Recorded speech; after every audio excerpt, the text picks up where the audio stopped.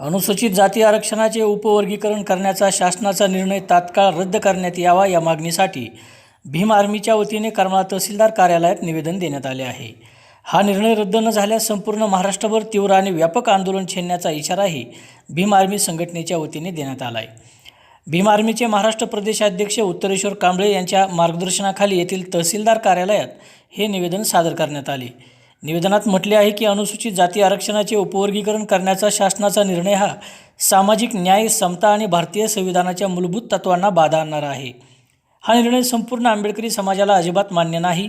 या निर्णयामुळे समाजात कृत्रिम फूट निर्माण होण्याची शक्यता असून यामुळे भेदभावाला चालना मिळेल।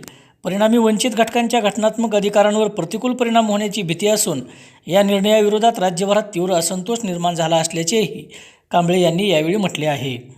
आरक्षण वर्गीकरणासंदर्भात शासनाने स्थापन केलेल्या एक सदस्यीय न्यायमूर्ती अनंत बदर समितीचा अहवाल अद्याप सार्वजनिक करण्यात आलेला नाही, याकडेही निवेदनात लक्ष वेधण्यात आले आहे।